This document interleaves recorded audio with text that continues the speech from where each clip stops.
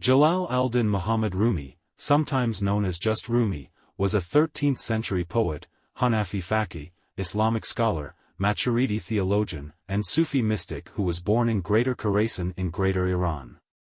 He passed away on December 17, 1273. Although Rumi wrote most of his works in Persian, he also occasionally included Turkish, Arabic, and Greek in his verse. One of the most famous Persian poems is his Masnavi, Mathnawi, which was written at Konya. Iranians, Kurds, Tajiks, Turks, Greeks, Pashtun, other Central Asian Muslims, as well as Muslims in South Asia, have all benefited significantly from Rumi's spiritual legacy over the past 7 centuries, transcending national boundaries and ethnic distinctions. His poetry had an impact on Persian literature in addition to the Ottoman Turkish, Chagatai, Kurdish, Urdu, Bengali, and Pashto literary traditions. In Greater Iran and the Persian-speaking world, his writings are still extensively read today. Later, his poetry were translated into numerous languages around the world and were rearranged into different styles. Rumi, who has been dubbed the most popular poet, is well liked in South Asia, Turkey, and Azerbaijan and has emerged as the best-selling poet in the United States. Name. In English, his most popular name is Rumi. His contemporary Sipazlar reveals his full name to be Muhammad bin al-Husayn al-Khatibi al-Baqi al-Bakri. He is more frequently referred to as Muln Jalal ad-Din Muhammad Rm. An Arabic name with the meaning glory of the faith is Jalal ad-Din. His nisbas are Balkh and Rm, respectively, denoting from Balkh and from Rum, Roman, what modern European history refers to as Byzantine Anatolia. The Anatolian Peninsula, which had belonged to the Byzantine, or Eastern Roman Empire, had only recently been conquered by Muslims, and even when it came under the control of Turkish Muslim rulers, it was still known to Arabs, Persians, and Turks as the geographical area of Rum. This is according to the reputable Rumi biographer Franklin Lewis of the University of Chicago. As a result, there are a number of historical figures born in or connected to Anatolia who are referred to as Rumi, a name derived from Arabic that literally means Roman, where Roman refers to persons from the Byzantine Empire or simply to those who live in or are connected to Anatolia. Additionally, he was referred to as Mullah of Rum or Muli Rm. He is commonly referred to as Muln/Muln. Persian pronunciation, Mevlana, is a well-known name in Turkey and Iran. An Arabic word with the meaning our master is Muln. He is also usually referred to as my master, and is known by the terms Mullah/Molavi, Persian, and Mevlevi, Turkish, both of Arabic origin. Jalal ad-Din Rumi's life is gathered. Muslim Sufis. Overview. Rumi was born to Persian parents in Waksh, then known as Sangtuda in modern-day Tajikistan, a village on the east bank of the Waksh River.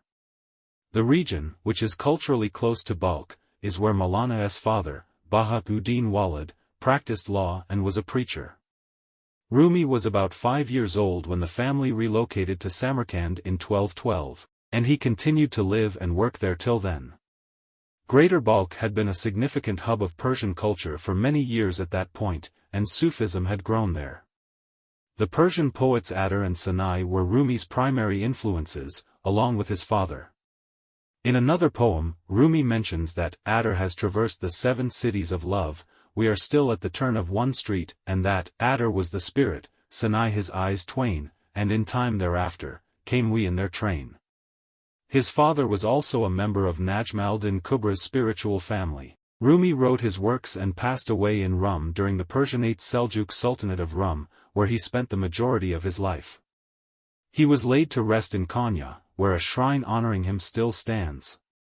The Mevlevi order, also known as the Order of the Whirling Dervishes, was established by his adherents and son Sultan Walid after he passed away. This organization is well known for the Sufi dance known as the Sama ritual.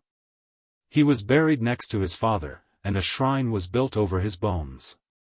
Mankib ul-Rifn, penned between 1318 and 1353 by Shams ud-Din Ahmad Afulki, has a hagiographical account of him.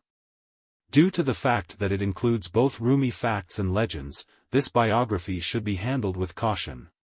For instance, the most thorough biography of Rumi, written by Professor Franklin Lewis of the University of Chicago, has distinct sections for the hagiographical history of Rumi and the actual biography of him. Emigration and childhood. Bahauddin Walid, a Waqsh-born theologian, jurist, and mystic who was also known as Sultan al-Ulama or Sultan of the Scholars by Rumi's followers, was Rumi's father. Rumi had an Abu Bakr ancestor, according to Shamsuddin Aflaki and Sultan Walid's Ibadet name, about 1286 to 1291. A closer look, according to several contemporary researchers, disproves this assertion. Rumi or his father's claim of maternal heritage from the Khwarezmshah is also viewed as a non-historical hagiographical tradition intended to establish a connection between the family and monarchy, although this claim is disproved for both historical and chronological reasons. The family's most thorough genealogy goes back 6 or 7 generations to eminent Hanafi jurists. Baha al-Din's mother's name is not revealed in the sources, all we know is that he called her Mmi, colloquial Persian for MMA, and that she was a humble woman who lived into the 1200s. Rumi's mother was Mumina Khtn. This family tradition was carried on by Rumi, see his Fihi Ma-Fi and 7 sermons, and Sultan Walid, see Marif Waladi for examples of his daily sermons and lectures, who were both Islamic preachers of the relatively liberal Hanafi Maturidi school.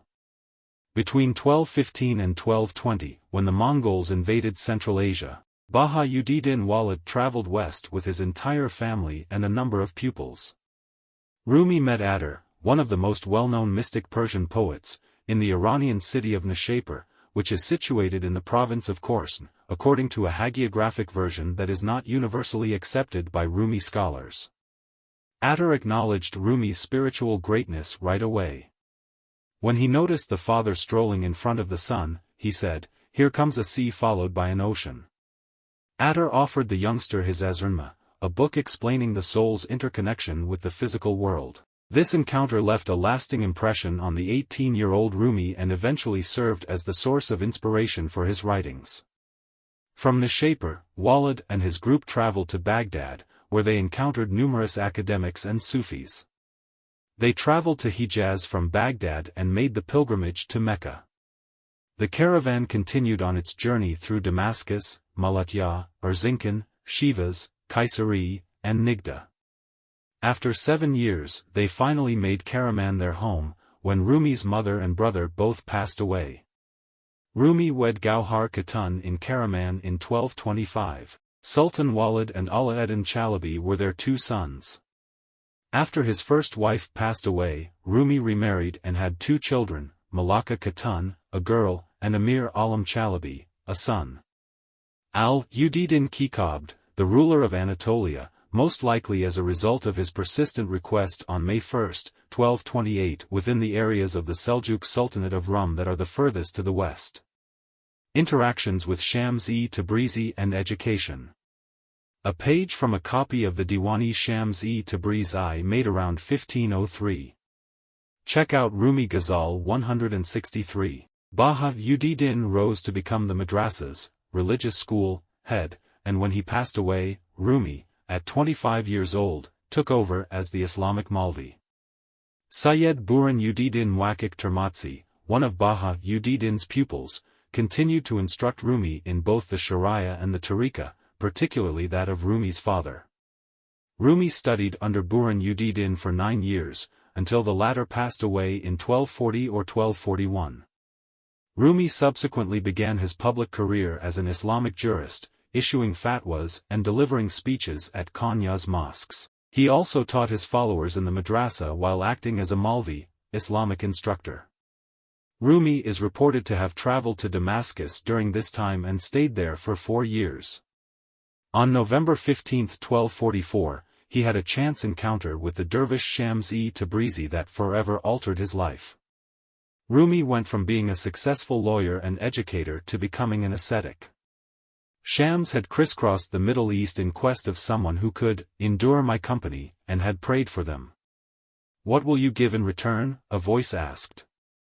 My head, was Sham's response. The speaker said, the one you seek is Jalal-ud-Din of Konya. Shams was summoned to the rear door while Rumi and Shams were conversing on the evening of December 5, 1248. He left and was never heard from again.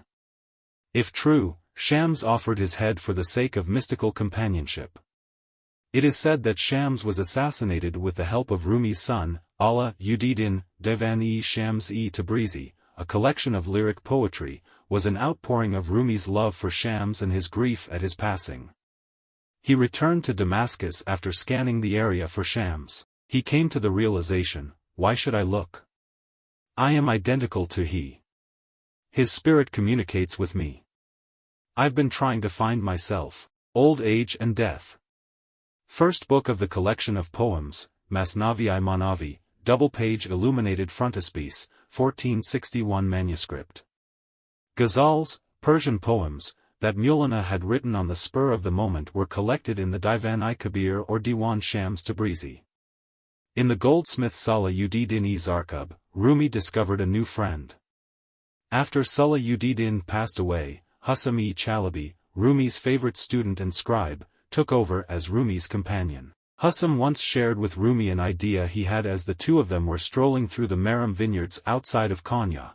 If you were to compose a book like the Ilma of Sinai or the Mantiq-ut-Ter of Adar, it would become the companion of many troubadours. They would be inspired by your work, and they would write music to go with it.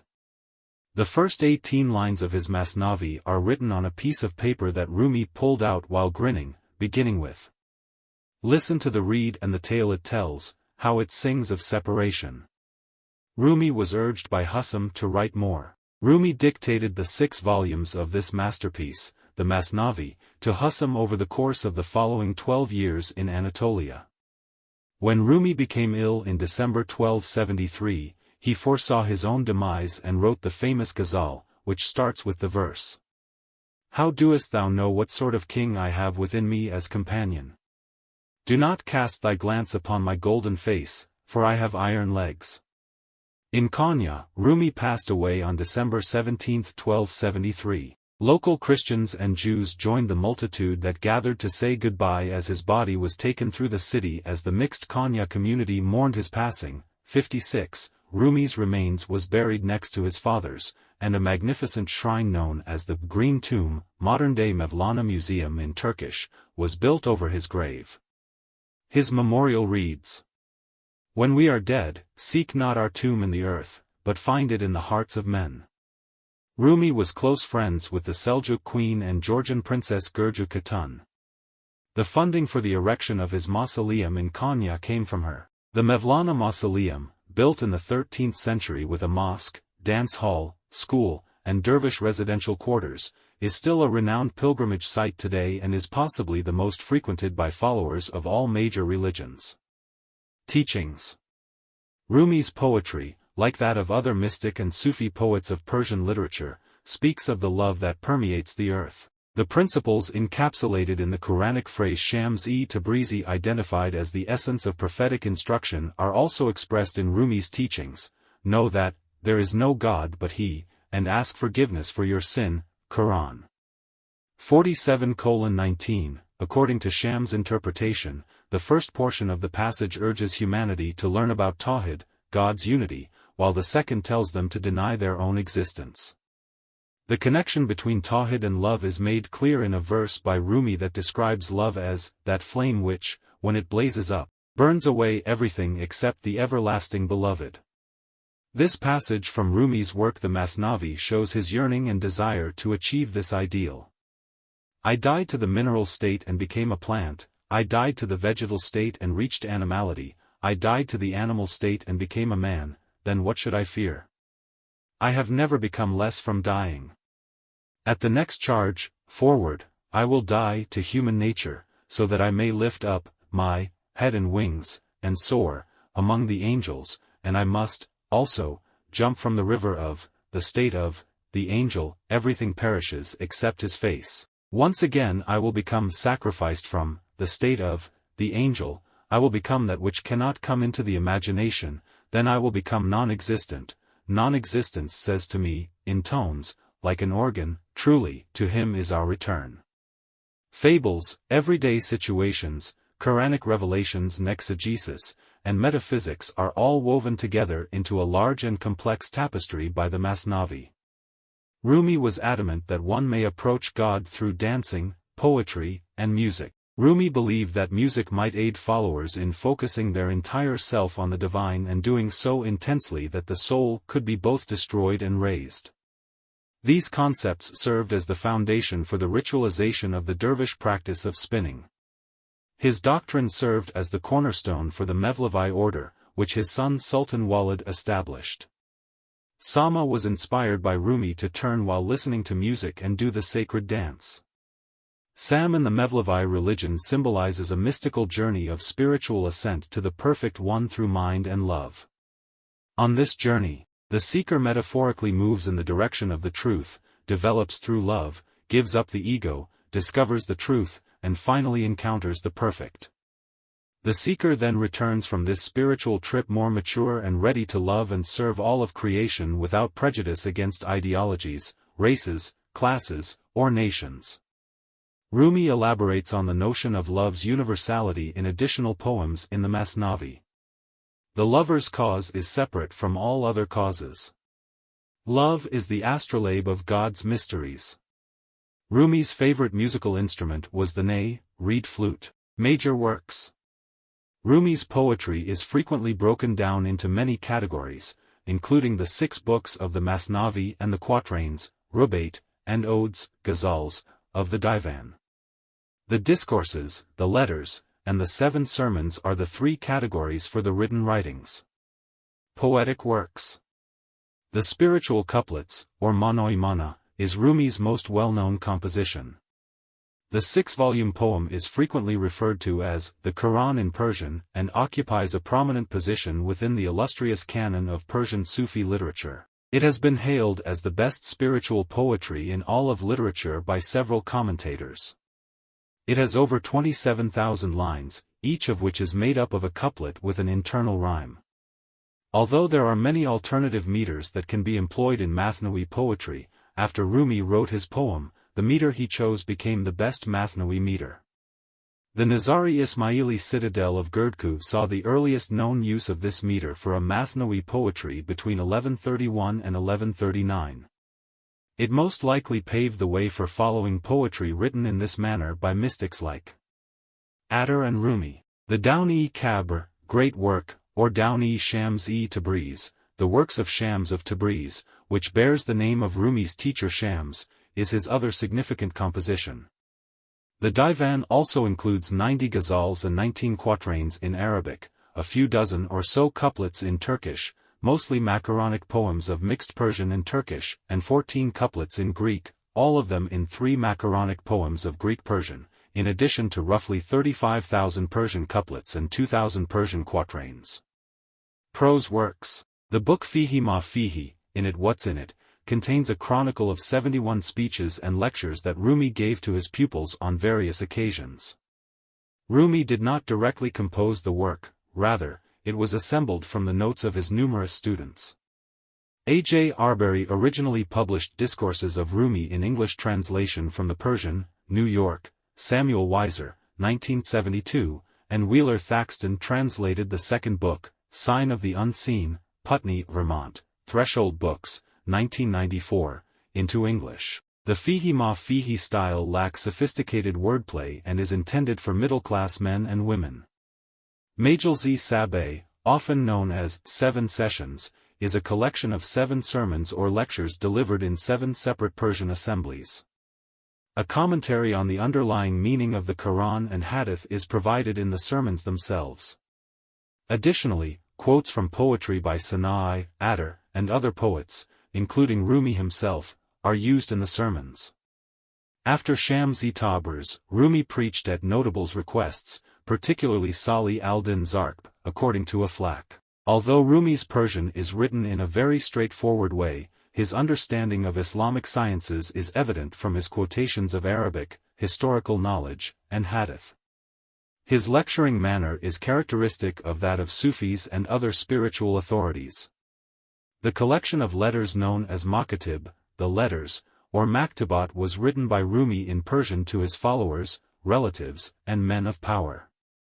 The letters attest to Rumi's continued busyness caring for family members and leading a discipleship group that had developed nearby. The letters are purposefully sophisticated and epistolary in style, in contrast to the Persian style of the first two works mentioned, which are lectures and sermons, which is consistent with the expectations of correspondence addressed to nobles, statesmen, and kings. Religious outlook. Rumi was undoubtedly a Muslim scholar who took Islam seriously.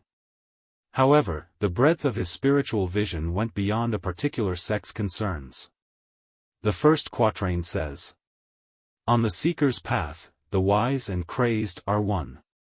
In the way of love, kin and strangers are one. The one who they gave the wine of the beloved's union, in his path, the Kaaba and house of idols are one." Muhammad is described in the Quran as a favor from God. Rumi says this about this: "The light of Muhammad does not abandon a Zoroastrian or Jew in the world. May the shade of his good fortune shine upon everyone. He brings all of those who are led astray into the way out of the desert."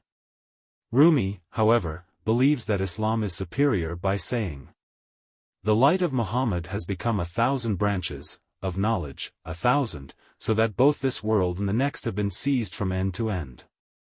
If Muhammad rips the veil open from a single such branch, thousands of monks and priests will tear the string of false belief from around their waists."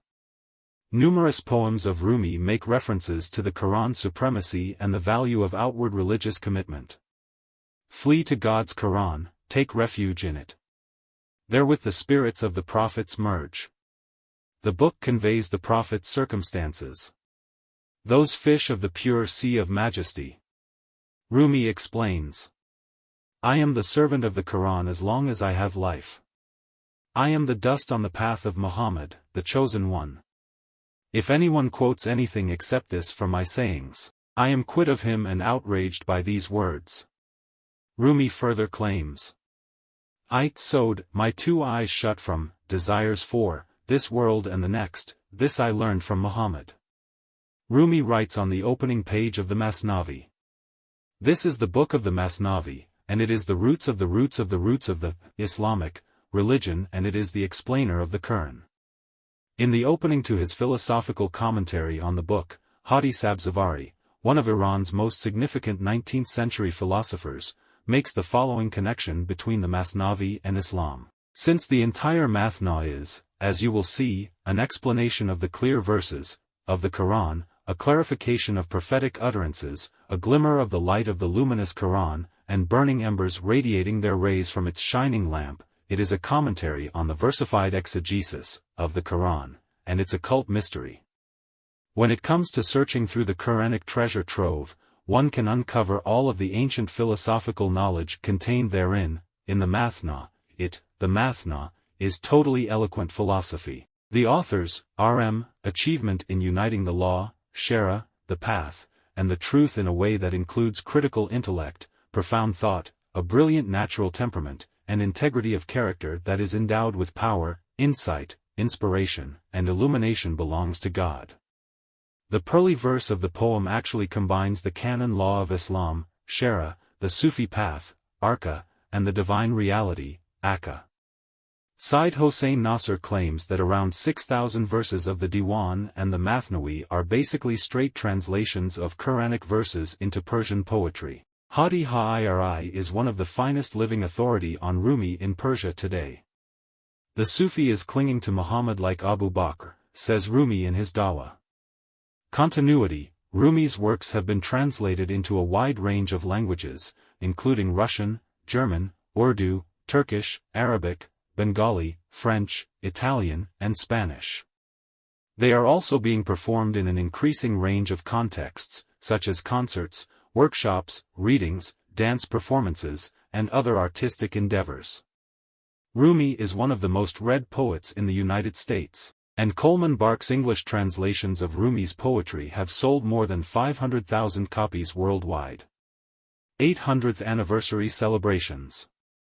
UNESCO was involved in the commemoration of Rumi's 800th birthday in 2007 at the request of the permanent delegations of Afghanistan, Iran, and Turkey, and is authorized by its Executive Board and General Conference in keeping with its mission of constructing in the minds of men the defenses of peace. The UNESCO commemoration took place on September 6, 2007, and in order to encourage those working to study and spread Rumi's ideas and ideals, as well as to further the dissemination of UNESCO's own ideals, UNESCO created a medal in Rumi's honor. On September 30, 2007, Mevlana was commemorated nationwide by the ringing of school bells. Iran celebrated Rumi Week from October 26 to November 2 of that same year. The Iranian president and the head of the Iranian parliament presided over the opening of an international ceremony and conference that was held in Tehran. The conferences attracted academics from 29 different nations, and 450 articles were presented there. For his outstanding compositions on Rumi masterpieces, Iranian musician Shahram Nazari received the Legion d'honneur and Iran's House of Music Award in 2007. The year 2007 has been dubbed International Rumi Year by UNESCO.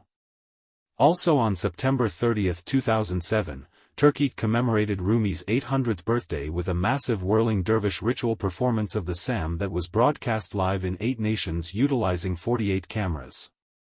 300 dervishes are scheduled to participate in this ritual, making it the largest performance of Sima in history, said Ertugrul Güney of the Ministry of Culture and Tourism. Mevlana Rumi Review. In association with the Rumi Institute in Nicosia, Cyprus, and Archetype Books in Cambridge, the Center for Persian and Iranian Studies at the University of Exeter publishes the Mevlana Rumi Review once a year. Since the first volume's 2010 publication, a new edition has been released every year. Although a number of important Islamic poets easily rival the likes of Dante, Shakespeare, and Milton in importance and output, they still only have a marginal literary reputation in the West because the works of Arabic and Persian thinkers, writers, and poets are regarded as insignificant, frivolous, or tawdry sideshows beside the grand narrative of the Western canon. This is according to Leonard Louison, the journal's principal editor. The Mevlana Rumi Review seeks to correct this casually indifferent approach to world literature, which is much more significant than a trivial error of the Western creative imagination. Thanks for watching this video. Please like and subscribe us for more video. Thanks again.